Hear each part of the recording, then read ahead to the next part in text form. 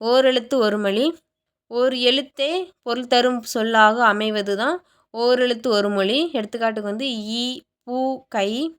நன்னூல் என்னும் இலக்கண நூலை எழுதியவர் பவணந்தி முனிவர். தமிழில் உள்ள ஓரெழுத்து ஒருமொழி மொத்தம் எத்தனைன்னா 42. நோ, து தவிர மற்ற 40 சொற்களும் நெடில் எழுத்துக்கள். 42 ஓரெழுத்து ஒருமொழி சொற்களை பார்க்கலாம்.